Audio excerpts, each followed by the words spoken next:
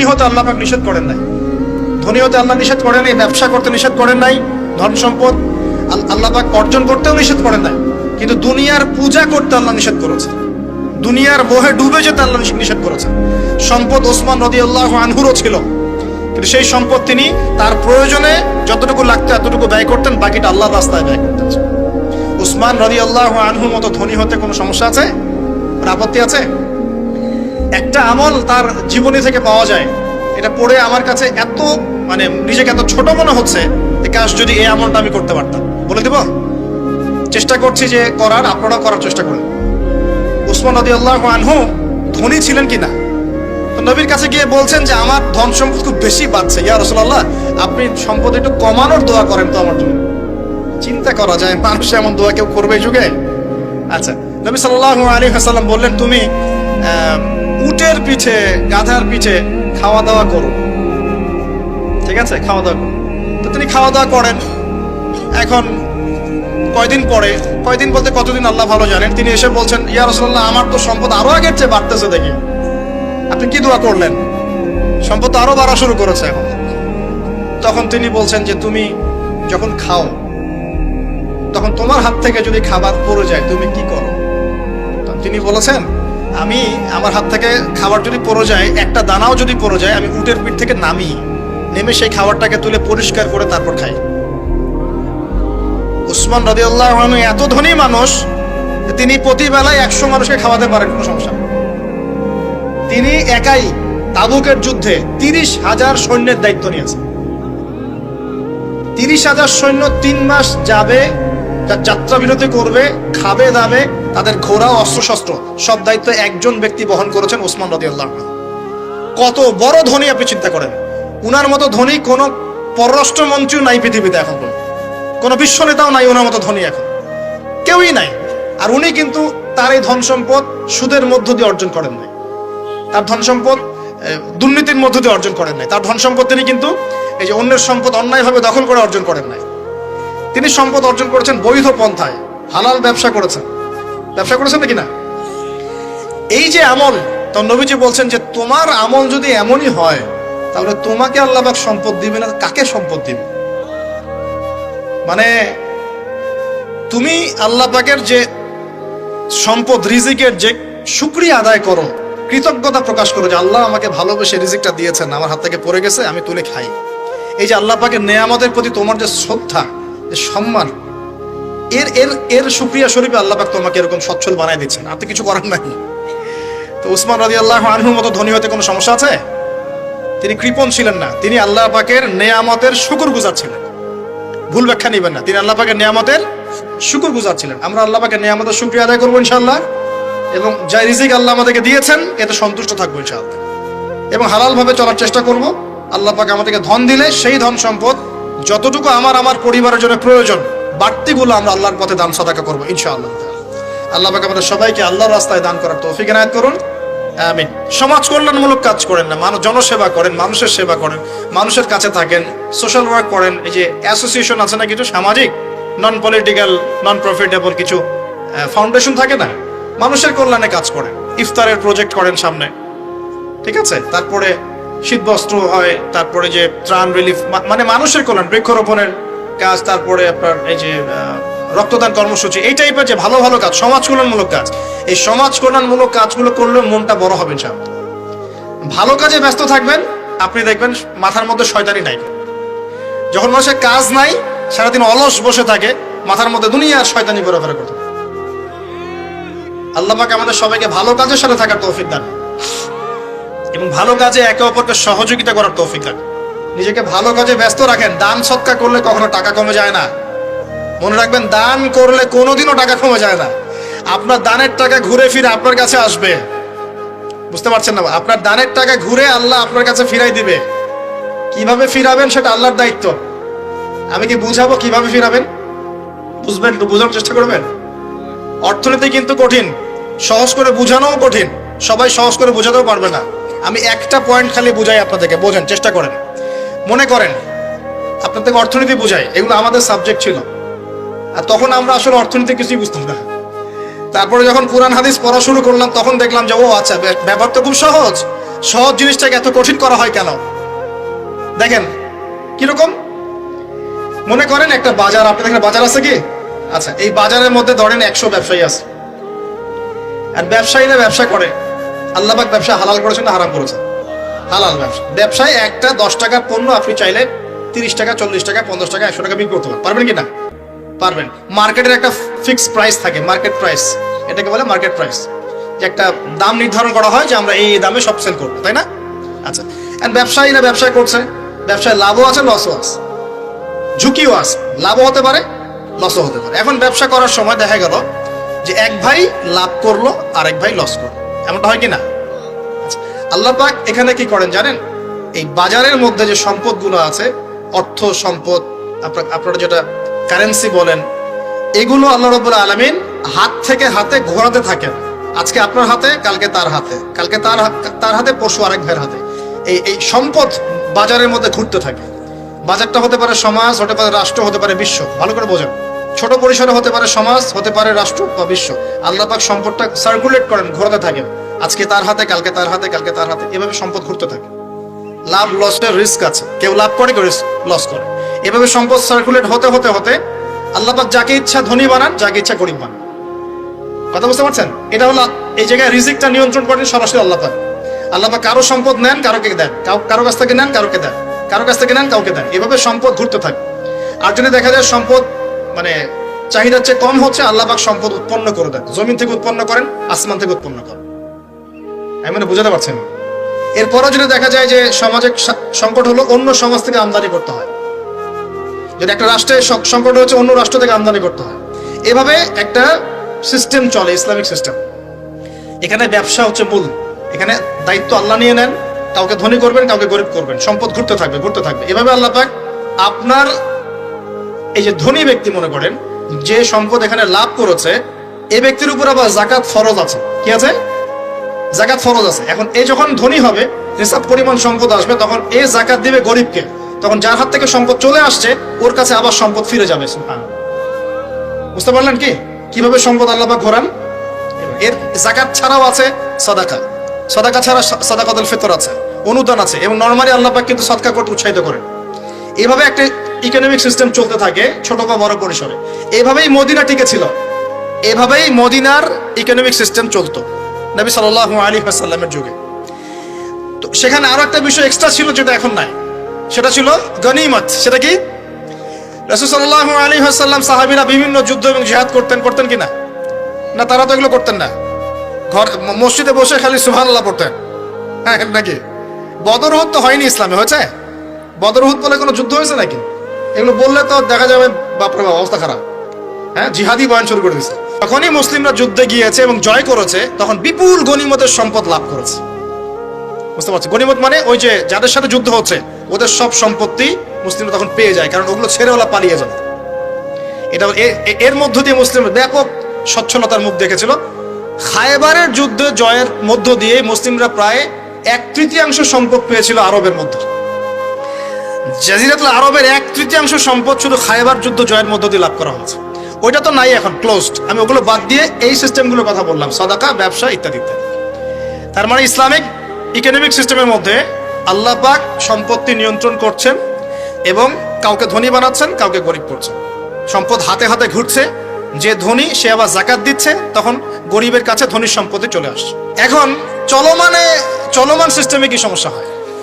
যখন আপনি ব্যবসাটাকে গুটিয়ে নিয়ে সুদটাকে প্রাধান্য দিচ্ছেন, মানে সুদের মধ্যে কি লাভ লস দুটা রিস্ক আছে, ঝুঁকি আছে কোনো?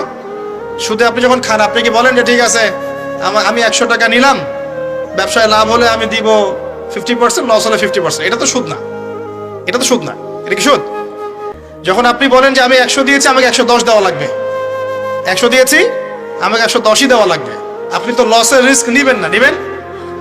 সুদখোর কি লসের ঝুঁকি নিবে নাকি লাভের শর্তে টাকা দিবে? এখন যখন আপনি লাভ লসের ঝুঁকি নিচ্ছেন না, তখন একজন লাভ করা একজন লস করার কোনো সিস্টেম বাজারে থাকছে না। তখন সম্পদ ধনিক শ্রেণীর হাতে পুঞ্জীভূত হচ্ছে, তারা আস্তে আস্তে ধনী হতে থাকবে, গরিবরা আস্তে আস্তে গরিব হতে থাকবে। এরও উপরে যখন সে আবার যাকাত দিবে না, তখন ওই সম্পদ আবার গরিবের কাছেও ফিরে আসবে না। এভাবে সুদের মধ্য দিয়ে সম্পদ সংকীর্ণ হয়ে যায়, একদম একটা মার্কেট, সমাজ, রাষ্ট্র মেসাকার অবস্থা হয়, দেউলিয়া হয়ে চলে যাবে। একটা একটা করে কথা বলেছিলাম, ফলেছিল কি অর্থনীতির কথাগুলো? পাকিস্তানের কথা ফলেছে? পাকিস্তানের সামনে আরো ভয়াবহ পরিণতি আছে। আর এগুলো থেকে শিক্ষা না নিতে পারলে আমাদের সামনে ক্ষতি আছে। এগুলো বলবেই বাকে, বোঝাবেই বাকে। আর আল্লাহ পাক আমাদের কথা গ্রহণ করার মানসিকতা দান করুন। কমপক্ষে কথাগুলো শুনে একটু যাচাই করার তৌফিক আল্লাহ দান করুন। যাচাই করার পর যদি দেখা যায় যে হ্যাঁ ঠিকই বলেছে ছেলেটা, বা কম কিছুটা হলেও ঠিক বলেছে, ওইটুকু অন্তত গ্রহণ করার তৌফিক আল্লাহ দান করুন। একবারে যদি নেগলেক্ট করে দূর এইসব কথা শোনারই দরকার নাই, তাহলে তার কিছু হইল না। সমস্যা নাই, আমাদের কাজ কি? ফাযাক্কির ইন্নামা আনতা মুযাক্কির। আল্লাহ পাক আল্লাহর দ্বীনের দায়ীদের দায়িত্ব দিয়েছেন, তোমরা উপদেশ দিবে, তোমরা শুধু উপদেশ দাতা। লাস্তা আলাইহিম বিমুসাইতির। কারো প্রতি তোমরা দারোগা নাও, চাপ দিয়ে মানাতে হবে, এই দায়িত্ব তোমাকে দেওয়া হয়। জাস্ট বলে দিয়ে চলে আসে সামনে। ফাযাক্কির ইন্নাফাআতিয যিকরা। তুমি উপদেশ দিবে হে নবী। সায়াযাক্কারু মান ইয়াখশা। যে উপদেশ গ্রহণ করবে সে শীঘ্রই গ্রহণ করবে, যে আল্লাহকে ভয় করে সে শীঘ্রই উপদেশ গ্রহণ করবে ইনশাআল্লাহ। প্রিয় ভাইরা, তো এখনকার চলমান বিশ্বের ইকোনমিটা হচ্ছে সুদ ভিত্তিক। এই কারণেই ইকোনমিক সমস্যাগুলো, মন্দাগুলা, স্যাংশনগুলা, করাপশনগুলা, এগুলো সুযোগ থেকে যায়।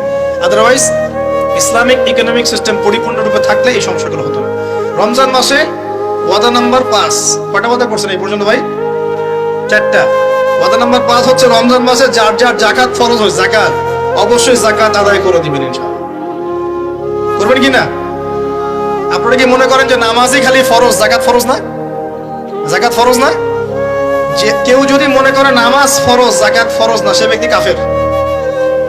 হ্যাঁ, আমার ফতোয়া না, যে কোনো আলেমকে জিজ্ঞাসা করেন না, যে কোনো মাযহাবের আলেমকে জিজ্ঞাসা করেন, যে কোনো মাযহাবে, মান ফাররাকা বাইনা সালাতি ওয়াজ যাকাত। যে ব্যক্তি সালাত এবং যাকাতের মধ্যে পার্থক্য করে, সে ব্যক্তি মুসলিম মিল্লাত থেকে খারিজ হয়ে যাবে। আবু বকর সিদ্দিক রাদিয়াল্লাহু আনহুর যুগে কিছু মানুষ যাকাত দিত না, দিতে চায় নাই।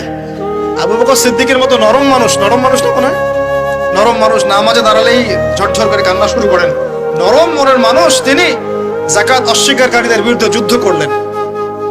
ইতিহাস পড়ে দেখেন। তারপরে তারা ভয়ে যাকাত দেওয়া শুরু করলো। একজনের বিরুদ্ধে অ্যাকশন নেওয়া হয়েছে, বাকিরা ভয়ে যাকাত দেওয়া শুরু করেছে। রাষ্ট্রীয় কোষাগার সমৃদ্ধ হলো। মুসলিমরা কি ওই সময় সুদের মধ্য দিয়ে রাষ্ট্রীয় কোষাগার বৃদ্ধি করতো? যাকাত ছিল, গনিমত ছিল, সাদাকা ছিল, ব্যবসা ছিল, কৃষি ছিল, এইগুলোর মধ্য দিয়ে তারা সমৃদ্ধ হতো। আর এই সমৃদ্ধি দিয়ে আমরা প্রায় 1200 বছর বিশ্ব শাসন করেছি। কত বছর? 1200 বছর আমরা বিশ্ব শাসন করেছি। আর এখন আমাদেরকে চাইতে হয়, লোন দেন, এই করেন, সেই করেন। আমাদেরকে নিচের হাত হইতে হয়েছে, নিচের হাত। কি লজ্জা আমাদেরকে নিচের হাত হতে হয়েছে, ওরা এখন উপরের হাত। ওরা আমাদেরকে এখন অনুদান দেয়, আবার সুদের শর্ত দিয়ে দিবে। তারপর তো IMF বুঝবেন না, ওইটাতে আমি যাচ্ছি না। এমন কিছু শর্ত দিবে যেটা রাষ্ট্রের গলার দড়ি চিপে রেখে দিবে। এটা যারা এখানে বিজ্ঞ ব্যক্তিত্বরা আছেন তারা বুঝবেন আমার কথা। গলার মধ্যে দড়ি দিয়ে ফাঁস লাগিয়ে রেখে দিবে, এর নাম লোন দেওয়া। গলায় দড়ি দিয়ে ফাঁস ধরে রেখে দিবে, এর নাম লোন দেওয়া। দিবি না মানে টান দিয়ে নিয়ে নিবে। তারপর শ্রীলঙ্কা বানায় রেখে দিবে। শ্রীলঙ্কা এমনি হয়েছে নাকি? ওর গলায় আগে রশি পরাইছে, নে তুই নে, এগুলো সব নে। রশি আস্তে আস্তে টান দিছে দিয়ে এক পর্যায়ে যখন দেখছে এ তো আর আমার কিছু শোধ করতে পারবে না, টান দিয়ে সব নিয়ে নাও, দেউলিয়া শেষ নাই। শিক্ষা, বিশ্ব বুঝতে হবে কোরআন সুন্নাহ আল্লাহ পাক শুধু এই যে ঝাড়ফুঁক করার জন্য, তাবিজ করার জন্য, হ্যাঁ, শুধু বরকত নেওয়ার জন্যই নাজিল করেন নাই। কোরআন এবং সুন্নাহ আল্লাহ পাক নাজিল করেছেন যাতে কোরআন সুন্নাহ দিয়ে আমরা চলমান সমাজের, বিশ্বের সমস্ত সমস্যাগুলোর সমাধান খুঁজে বের করতে হবে। না কি মনে হয় আপনাদের? এই জন্য আল্লাহ নাজিল করেন নাই? আমি একটা আয়াত বলি তাহলে বুঝবেন। আল্লাহ বলছেন সূরা নাহল আয়াত নাম্বার 89, সূরা নাহল আয়াত নাম্বার 89 আল্লাহ পাক বলছেন, বিসমিল্লাহির রহমানির রহিম, ওয়া নাযালনা আলাইকাল কিতাব। হে নবী, আমি আপনার প্রতি এমন একটা কিতাব নাজিল করে দিয়েছি, মানে কোরআন, তিবিয়ানান লিকুল্লি শাই, যে কিতাব প্রতিটা বিষয়কে ব্যাখ্যা করবে ইনশাআল্লাহ। ব্যাখ্যা করে কিনা? কোরআন প্রতিটা বিষয়কে ব্যাখ্যা করে কিনা? বা হুদান, এবং কোরআন হবে আমাদের জন্য হেদায়াত, মানে পথ নির্দেশ, গাইডেন্স। ও রাহমাতান, এবং আল্লাহর পক্ষ থেকে রহমত, দয়া। ও বুশরা লিল মুসলিমিন, আর মুসলমান জাতির জন্য এই কোরআন হচ্ছে সুসংবাদ। বলি সুবহানাল্লাহ। এই কোরআন যদি পড়ি না, বুঝি না, আমল করি না, তাহলে এর সমাধান কেমন করে বের করব? আল্লাহ পাক আমাদেরকে এমন ওলামায়ে কেরাম দান করুন, এমন প্রজন্ম দান করুন, এমন যুব সমাজ দান করুন, এমন নেতৃত্ব দান করুন, যারা কোরআন এবং সুন্নাহর জ্ঞান দিয়ে পুরো বিশ্বটাকে শাসন করতে পারবে ইনশাআল্লাহ। আল্লাহ পাক, আমি দোয়া করি আল্লাহ পাক আমাদের ঊর্ধ্বতন কর্তৃপক্ষ সহ সবাইকে এমন হেদায়েত দান করুন, যে হেদায়েতের আলোকে তারা কোরআন সুন্নাহর কাছে এমন ভাবে আত্মসমর্পণ করবে যে ওই হেদায়েতের আলো নিয়ে, ওই আলোর মশাল নিয়ে ইনশাআল্লাহ বিশ্বটা জয় করবে ইনশাআল্লাহ। এমন প্রজন্ম আসবে ইনশাআল্লাহ, যদি এই এস্টিমেশন গুলা, প্রেডিকশন গুলা ফলে, এরকম প্রজন্ম যে আসবে এটাও একদিন ফলবে ইনশাআল্লাহ। তাহলে আমরা নিয়াত করতে পারি কি, 7 নাম্বার ওয়াদা করতে পারি যে আমরা সবাই কোরআন এবং সুন্নাহর ইলমটা অর্জন করব ইনশাআল্লাহ। কমপক্ষে বেসিক কিছু জ্ঞান অর্জন করব ইনশাআল্লাহ। আমি বলছি না যে সবাইকে মুফতি হওয়া লাগবে, সবাইকে দায়ী হতে হবে, সবাইকে একদম মুফাসসির হতে হবে, এটা জরুরি না, এটা মানুষ পারবেও না। কিন্তু কমপক্ষে ইসলামের বেসিক জিনিসগুলো কি আমরা শিখতে পারি না ভাই? শেখার জন্য কি খুব কষ্ট করতে হবে? আল্লাহ পাক আমাদের সবাইকে খাস নিয়াত করার তৌফিক দান করুন, খালেস নিয়াত করার তৌফিক দান করুন। দ্বীনের জ্ঞান অর্জন আল্লাহ পাক ফরজ করেছেন ভাই। দ্বীনের জ্ঞান অর্জন করা মুস্তাহাব বিষয় নয়, নফল কিছু নয়। তালাবুল ইলমি ফরিদা আলা কুল্লি মুসলিম, প্রত্যেক মুসলমানের উপরেই দ্বীনের ইলম অর্জন করাটা ফরজ। এটা কি নফল? আমরা নিজেরা অর্জন করব, আমাদের সন্তানদেরকে শেখাবো, মা বোনদেরকেও শেখাবো ইনশাআল্লাহ। মা বোনদেরকে শেখানো লাগবে না ভাই? খালি চুলাই ঠেলবে সারা জীবন? নাকি দিনের কিছু জ্ঞান অর্জন করাতে হবে? নাকি করাতে হবে না? আল্লাহ পাক আমাদের সবাইকে আদর্শ ইসলামিক পরিবার দান করুন বলে আমি যে কথা বলতে এসেছি, গভীরে চলে গেছিলাম। আপনারা যাকাত দিয়েন রমজান মাসে, আল্লাহর ওয়াস্তে যাকাত গুলো দিয়ে দিয়েন এবং আল্লাহর ওয়াস্তে একটু ওয়াদা করেন, আর যাই করেন অর্থনৈতিক জীবনে সুদের সাথে সম্পৃক্ত হবেন। হবেন? সুদের পাপ কি? নিজের মায়ের সাথে জেনা করা। এই হাদিস কেউ শোনায় নাই ভাই?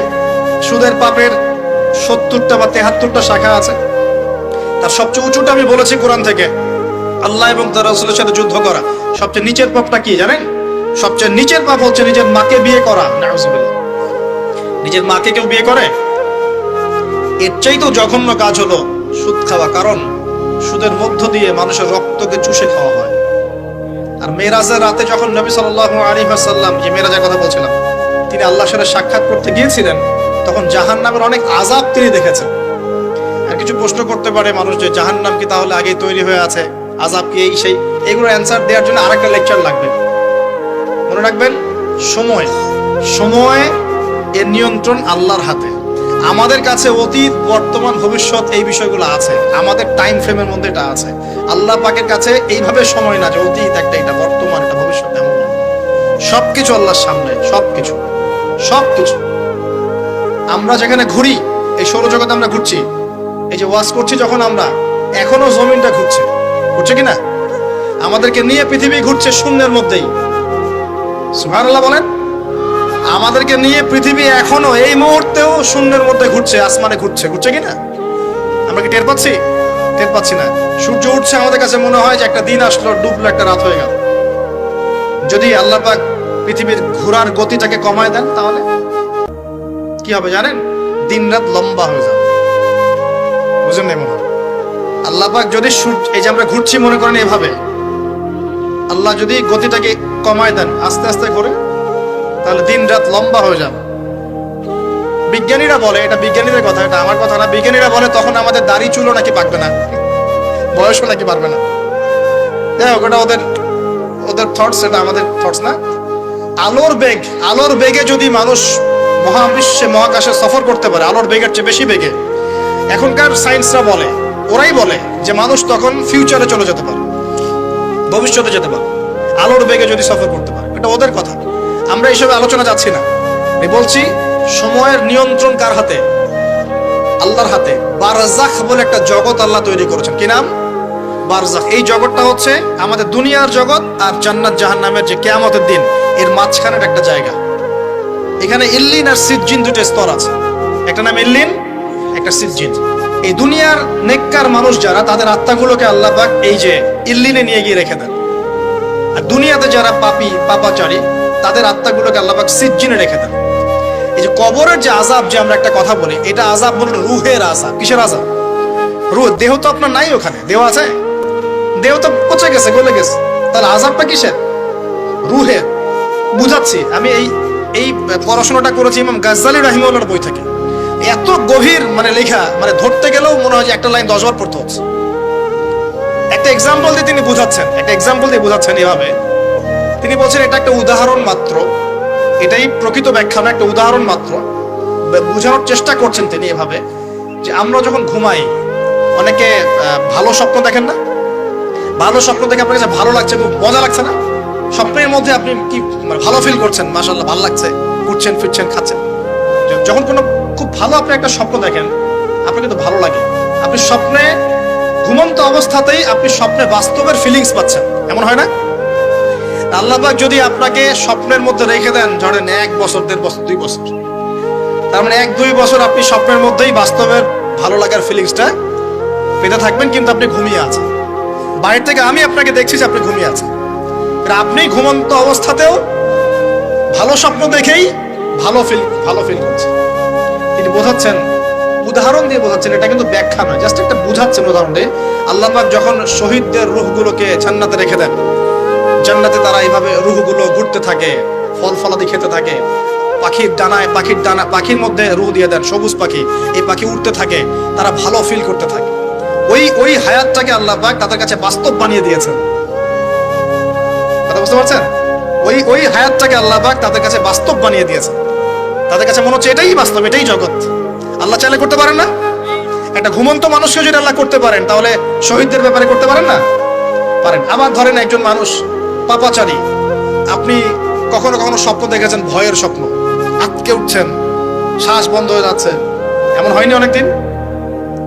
আর হবে তো বেশি, কারণ কানে তো হেডফোন দিয়ে গান শোনেন, আর হেডফোন কানে দিয়ে ঘুমান, এফএম শুনতে শুনতে ঘুমান, হ্যাঁ, এই কি করতে করতে ঘুমান। ঘুমানোর আগে তো দোয়া কালাম নাই, দোয়া কালাম মাসলুম দোয়া কালাম তো নাই, সূরা মুলক নাই, সূরা বাকারা শেষের আয়াত নাই, ইত্যাদি নাই, পবিত্রতা নাই, বিছান ছাড়েন না, লাইটস অফ করেন না। আপনার সুন্নত মাফিক তো ঘুমাচ্ছি না আমরা। ঘুমানোর কতগুলো সুন্নত জানেন? ঘুমানোরই কত সুন্নত আছে। ইস্তেঞ্জা করতে হয়, ওযু করে আসতে হয়, পারলে মেসওয়াক করে নেয়, বিছান ঝাড়তে হয়, বিসমিল্লাহ বলে লাইট অফ করতে হয়, দরজায় খিল দিতে হয়, পাত্র যদি থাকে খাবার পাত্র, পানির পাত্র ঢেকে দিতে হয়, তারপরে পড়তে হয় বিছানায় গিয়ে আয়াতুল কুরসি, সূরা বাকারা শেষের 2-3টা আয়াত, সূরা ফালাক নাস ইখলাস, হাত একত্রিত করে ফু দিয়ে সারা গা মাসাহ করতে হয়। ডান কাত হয়ে আল্লাহুম্মা বিইসমিকা আমুতু ওয়া আহইয়া বলে এই যে 33 বার সুবহানাল্লাহ, 33 বার আলহামদুলিল্লাহ, 34 বার আল্লাহু আকবার পড়তে পড়তে ঘুমাতে হয়। কয়জন জানে? কয়জন ঘুমানোর সুন্নাত? ঘুমানোর আগে এখন কানে হেডফোন, ব্লুটুথ, হাবি জাবি এইসব দিয়ে যুবকরা ঘুমাচ্ছে। প্রতিটা কাজ নবীর সুন্নত মতো করার চেষ্টা করবো, আল্লাহ পাক তৌফিক দান করুন। এই যে 9 নম্বর ওয়াদা করেন, জীবনের প্রতিটা কাজ নবীর সুন্নাহ মতো করবেন। রাজি আছেন ইনশাআল্লাহ? একদম চেহারা থেকে শুরু হবে, চুল দাড়ি পোশাক আশাক থেকে শুরু হবে। আল্লাহ পাক যত উপরে নিয়ে যাবেন, আপনি যেখানেই যান নবীর সুন্নাত বাস্তবায়ন করবেন ইনশাআল্লাহ। আল্লাহ পাক তৌফিক এনায়েত করুন, বলি আমিন। মনে করেন খারাপ স্বপ্ন দেখছেন, খারাপ স্বপ্নে এখন আপনি কষ্ট পাচ্ছেন, দেখছেন যে পানিতে ডুবে যাচ্ছেন, দেখছেন যে আপনি আগুনে পুড়ে যাচ্ছেন, নাউজুবিল্লাহ, দেখছেন যে আপনি হয়তো কেউ আপনার শ্বাস গলা চিপে ধরেছে ইত্যাদি, মানে আপনি কষ্ট পাচ্ছেন। বাইরে থেকে কিন্তু আমি আপনার কষ্ট বুঝতে পারবো না, পারবো? আপনি ঘুমিয়ে আছেন, ঘুমিয়ে আপনি কষ্ট পাচ্ছেন। এখন এই ঘুমন্ত কষ্টের স্বপ্নটাকে আল্লাহ পাক যদি 5 বছর লম্বা করে দেন, পারবেন কিনা? আল্লাহ পাক পারেন কিনা? 5 বছর ঘুমিয়ে আছেন, আপনি উঠতে পারতেছেন। এখন এটা হয় না, আল্লাহ চাইলে পারেন, সম্ভব কিনা? আল্লাহ পাক 309 বছর ঘুম পাড়ায় রাখেন নাই মানুষকে? আছে না দলিল? কোরআনে আছে না? কোন সূরায়? এই তো মাশাআল্লাহ, মাশাআল্লাহ, সূরা কাহফে আছে না? 309 বছর আল্লাহ পাক 9 জন 10 জন ছেলেকে ঘুম পাড়ায় রাখছেন না? রাখছেন। তো এখন মনে করেন যে আল্লাহ পাক আপনাকে ওই কষ্টের আযাবটাকে লম্বা করে দিলেন, কষ্টের ওই স্বপ্নটাকে লম্বা করে, তাহলে আপনি কিন্তু ঘুমের মধ্যে কষ্ট ফিল করবেন। এখন কবরে যদি আল্লাহ পাক বারজাখের জীবনে সিজ্জিনে কিছু আত্মাকে রেখে আত্মাগুলোকে আযাব দেন, এবং ওইটাকেই যদি তাদের কাছে বাস্তব ফিল দিয়ে দেন, তাহলে কি তার আযাব পাবে না? অনেক ব্যাখ্যা আছে, যেগুলো নিয়ে আলাদা লেকচার দেওয়া হয়। এতটুকু বোঝেন যে আল্লাহ পাক ইন্নাল্লাহা আলা কুল্লি শাইইন কাদির, আল্লাহ পাক প্রতিটা বিষয় সম্পর্কে ক্ষমতাবান। আল্লাহ পাকের হাতেই সব ক্ষমতা, আল্লাহ সব করতে পারেন।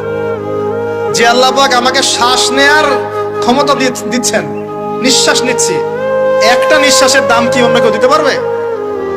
যে আল্লাহ পাক এনভায়রনমেন্ট, বায়ুমণ্ডলের মধ্যে নাইট্রোজেন গ্যাস দিয়ে দিয়েছেন, এই গ্যাস কি কে দিয়ে, অন্য কেউ দিয়েছে? যে আল্লাহ পাক শ্বাস নেওয়ার জায়গা দিয়েছেন, আমাদের হার্ট যে পাম্প করছে, জন্মের সময় থেকে পাম্প করছে, এখন পর্যন্ত থামে নাই। একদিন এক মিনিটের জন্য থেমে গেলেই শেষ। এটা কে চালু করে রেখেছে? যে আল্লাহ এত কিছু করতে পারেন, সেই আল্লাহর পক্ষে নবী সাল্লাল্লাহু আলাইহি ওয়াসাল্লামকে তার কাছে নিয়ে যাওয়া, এই আযাবগুলো দেখানো এমন কঠিন কিছু? এগুলো নিয়েও এখন মানুষ প্রশ্ন তোলে। ঈমান কোন জায়গায় চলে গেছে চিন্তা করেন। তো এখানে নবীজি অনেকগুলো শাস্তি দেখেছেন, তার মধ্যে একই পাপের কারণে তিনটা শাস্তি দেখেছেন। কয়টা ভাই? এই সেই বিখ্যাত পাপের নামটাই হচ্ছে সুদ। কি নাম সেই পাপের?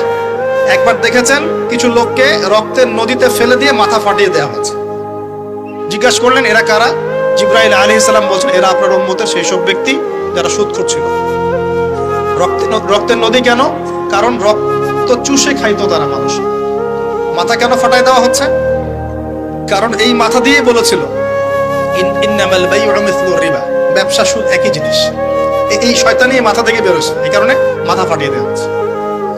আর একটা শাস্তি দেখেছেন, তারা পাথর খাচ্ছে, পাথর, বড় বড় পাথর খাচ্ছে, পিছনের রাস্তা দিয়ে পাথর বের হয়ে যাচ্ছে। জিজ্ঞাসা করলেন কাদের কি কারণে শাস্তি দেওয়া হচ্ছে? জিবরাইল আলাইহিস সালাম বললেন এটাও সুদের কারণে। 3 নাম্বারটা দেখেছেন তিনি, যে কিছু মানুষ শুয়ে আছে আর এই পেটটা, এই বাড়ি, আমাদের বাড়ি যেমন উঁচু, বাড়ির মতো উঁচু হয়ে আছে পেটটা, আর পেটের ভিতরে অজগরের মতো বড় বড় সাপ কিলবিল কিলবিল করছে।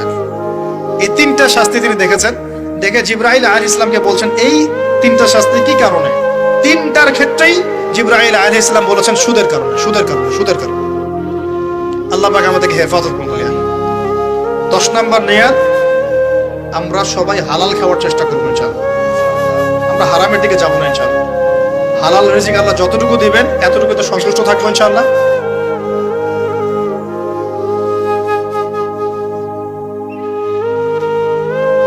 ধনী হতে আল্লাহ পাক নিষেধ করেন নাই, ধনী হতে আল্লাহ নিষেধ করেন নাই, ব্যবসা করতে নিষেধ করেন নাই, ধন সম্পদ আল্লাহ পাক অর্জন করতেও নিষেধ করেন নাই, কিন্তু দুনিয়ার পূজা করতে আল্লাহ নিষেধ করেছে, দুনিয়ার মোহে ডুবে যেতে আল্লাহ নিষেধ করেছেন। সম্পদ ওসমান রাদিয়াল্লাহু আনহুরও ছিল, কিন্তু সেই সম্পদ তিনি তার প্রয়োজনে যতটুকু লাগতো এতটুকু ব্যয় করতেন, বাকিটা আল্লাহর রাস্তায় ব্যয় করতেন। ওসমান রাদিয়াল্লাহু আনহুর মতো ধনী হতে কোনো সমস্যা আছে? আপত্তি আছে? একটা আমল তার জীবনী থেকে পাওয়া যায়, এটা পড়ে আমার কাছে এত নিজেকে এত ছোট মনে হচ্ছে, কাশ যদি এই আমলটা আমি করতে পারতাম। বলে দেব, চেষ্টা করছি যে করার, আপনারা করার চেষ্টা করেন। ওসমান রাদিয়াল্লাহু আনহু ধনী ছিলেন কিনা? তো নবীর কাছে গিয়ে বলছেন যে আমার ধন সম্পদ খুব বেশি বাড়ছে, ইয়া রাসূলুল্লাহ আপনি সম্পদ একটু কমানোর দোয়া করেন তো আমার জন্য। চিন্তা করা যায় মানুষ এমন দোয়া কেউ করবে এই যুগে? আচ্ছা, নবী সাল্লাল্লাহু আলাইহি ওয়াসাল্লাম বললেন তুমি উটের পিঠে, গাধার পিঠে খাওয়া দাওয়া করো, ঠিক আছে, খাওয়া দাওয়া করো। তো তিনি খাওয়া দাওয়া করেন। এখন কয়দিন পরে, কয়দিন বলতে কতদিন আল্লাহ ভালো জানেন, তিনি এসে বলছেন ইয়া রাসূলুল্লাহ আমার তো সম্পদ আরো আগের চেয়ে বাড়তেছে, দেখি আপনি কি দোয়া করলেন? সম্পদ আরো বাড়া শুরু করেছে এখন। তখন তিনি বলছেন যে তুমি যখন খাও তখন তোমার হাত থেকে যদি খাবার পড়ে যায় তুমি কি করো? তিনি বলেছেন আমি, আমার হাত থেকে খাবার যদি পড়ে যায়, একটা দানাও যদি পড়ে যায়, আমি উটের পিঠ থেকে নেমে সেই খাবারটাকে তুলে পরিষ্কার করে তারপর খাই। উসমান রাদিয়াল্লাহু আনহু এত ধনী মানুষ, তিনি প্রতি বেলায় 100 মানুষকে খাওয়াতে পারেন, কোনো সমস্যা। তিনি একাই তাবুকের যুদ্ধে 30,000 সৈন্যের দায়িত্ব নিয়েছেন। 30,000 সৈন্য 3 মাস যাবে, যাত্রা বিরতি করবে, খাবে দাবে, তাদের ঘোড়া অস্ত্রশস্ত্র সব দায়িত্ব একজন ব্যক্তি বহন করেছেন, ওসমান রাদিয়াল্লাহু আনহু। কত বড় ধনী আপনি চিন্তা করেন। উনার মতো ধনী কোন পররাষ্ট্রমন্ত্রীও নাই পৃথিবীতে, এখন কোন বিশ্ব নেতাও নাই ওনার মতো ধনী, এখন কেউই নাই। আর উনি কিন্তু তার এই ধন সম্পদ সুদের মধ্য দিয়ে অর্জন করেন নাই, তার ধন সম্পদ দুর্নীতির মধ্য দিয়ে অর্জন করেন নাই। তার ধন সম্পদ তিনি কিন্তু এই যে অন্যের সম্পদ অন্যায়ভাবে দখল করে অর্জন করেন নাই। তিনি সম্পদ অর্জন করেছেন বৈধ পন্থায়, হালাল ব্যবসা করেছেন। ব্যবসা করেছেন নাকি না? এই যে আমল, তো নবীজি বলছেন যে তোমার আমল যদি এমনই হয় তাহলে তোমাকে আল্লাহ পাক সম্পদ দিবে না, কাকে সম্পদ দিবে? তুমি আল্লাহ পাকের যে সম্পদ রিজিকের যে শুকরিয়া আদায় করো, কৃতজ্ঞতা প্রকাশ করো যে আল্লাহ আমাকে ভালোবেসে রিজিকটা দিয়েছেন, আমার হাত থেকে পড়ে গেছে, আমি তুলে খাই। এই যে আল্লাহ পাকের নেয়ামতের প্রতি তোমার যে শ্রদ্ধা, সম্মান, এর এর এর শুকরিয়া স্বরূপে আল্লাহ পাক তোমাকে এরকম সচ্ছল বানায় দিচ্ছেন, আর তো কিছু করার নাই। তো উসমান রাদিয়াল্লাহু আনহুর মতো ধনী হতে কোনো সমস্যা আছে? তিনি কৃপণ ছিলেন না, তিনি আল্লাহ পাকের নেয়ামতের শুকরগুজার ছিলেন। ভুল ব্যাখ্যা নেবেন না, তিনি আল্লাহ পাকের নেয়ামতের শুকরগুজার ছিলেন। আমরা আল্লাহ পাকের নেয়ামতের শুকরিয়া আদায় করবো ইনশাআল্লাহ, এবং যে রিজিক আল্লাহ আমাদেরকে দিয়েছেন এতে সন্তুষ্ট থাকবো ইনশাআল্লাহ, এবং হালাল ভাবে চলার চেষ্টা করব। আল্লাহ পাক আমাদেরকে ধন দিলে সেই ধন সম্পদ যতটুকু আমার পরিবারের জন্য প্রয়োজন, বাড়তিগুলো আমরা আল্লাহর পথে দান সাদাকা করবো ইনশাআল্লাহ। আল্লাহ পাক আমাদের সবাইকে আল্লাহর রাস্তায় দান করার তৌফিক এনায়েত করুন, আমিন। সমাজ কল্যাণমূলক কাজ করেন না, মানুষ জনসেবা করেন, মানুষের সেবা করেন, মানুষের কাছে থাকেন, সোশ্যাল ওয়ার্ক করেন। এই যে অ্যাসোসিয়েশন আছে না কিছু সামাজিক, নন পলিটিক্যাল, নন প্রফিটেবল কিছু ফাউন্ডেশন থাকে না, মানুষের কল্যাণে কাজ করেন, ইফতারের প্রজেক্ট করেন সামনে, ঠিক আছে? তারপরে শীতবস্ত্র হয়, তারপরে যে ত্রাণ রিলিফ, মানে মানুষের কল্যাণ, বৃক্ষরোপণের কাজ, তারপরে আপনার এই যে রক্তদান কর্মসূচি, এই টাইপের যে ভালো ভালো কাজ, সমাজ কল্যাণমূলক কাজ, এই সমাজ কল্যাণমূলক কাজগুলো করলে মনটা বড় হবে ইনশাআল্লাহ। ভালো কাজে ব্যস্ত থাকবেন, আপনি দেখবেন মাথার মধ্যে শয়তানি নাই। যখন মানুষের কাজ নাই, সারাদিন অলস বসে থাকে, মাথার মধ্যে দুনিয়ার শয়তানি ঘোরাফেরা করতে। আল্লাহ পাক আমাদের সবাইকে ভালো কাজের সাথে থাকার তৌফিক দান, এবং ভালো কাজে একে অপরকে সহযোগিতা করার তৌফিক দান। নিজেকে ভালো কাজে ব্যস্ত রাখেন। দান সৎকার করলে কখনো টাকা কমে যায় না, মনে রাখবেন। দান করলে কোনোদিনও টাকা কমে যায় না। আপনার দানের টাকা ঘুরে ফিরে আপনার কাছে আসবে, বুঝতে পারছেন না? আপনার দানের টাকা ঘুরে আল্লাহ আপনার কাছে ফিরাই দিবে। কিভাবে ফিরাবেন সেটা আল্লাহর দায়িত্ব। আমি কি বুঝাবো কিভাবে ফিরাবেন? বুঝবেন, একটু বোঝার চেষ্টা করবেন। অর্থনীতি কিন্তু কঠিন, সহজ করে বুঝানোও কঠিন, সবাই সহজ করে বুঝাতেও পারবে না। আমি একটা পয়েন্ট খালি বুঝাই আপনাদেরকে, বোঝেন চেষ্টা করেন। মনে করেন আপনাদেরকে অর্থনীতি বুঝাই, এগুলো আমাদের সাবজেক্ট ছিল, আর তখন আমরা আসলে অর্থনীতি কিছুই বুঝতাম না। তারপরে যখন কোরআন হাদিস পড়া শুরু করলাম, তখন দেখলাম যে ও আচ্ছা, ব্যাপার তো খুব সহজ। সহজ জিনিসটাকে এত কঠিন করা হয় কেন? দেখেন কিরকম। মনে করেন একটা বাজার, আপনাদের এখানে বাজার আছে কি? আচ্ছা, এই বাজারের মধ্যে ধরেন 100 ব্যবসায়ী আছে, আর ব্যবসায়ীরা ব্যবসা করে। আল্লাহ পাক ব্যবসা হালাল করেছেন না হারাম করেছেন? হালাল ব্যবসা। ব্যবসায় একটা 10 টাকার পণ্য আপনি চাইলে 30 টাকা, 40 টাকা, 50 টাকা, 100 টাকা বিক্রি করতে পারবেন কি না? পারবেন। মার্কেটের একটা ফিক্সড প্রাইস থাকে, মার্কেট প্রাইস, এটাকে বলে মার্কেট প্রাইস, যে একটা দাম নির্ধারণ করা হয় যে আমরা এই দামে সব সেল করবো, তাই না? আচ্ছা, আর ব্যবসায়ীরা ব্যবসা করছে, ব্যবসায় লাভও আছে, লসও আছে, ঝুঁকিও আছে। লাভও হতে পারে,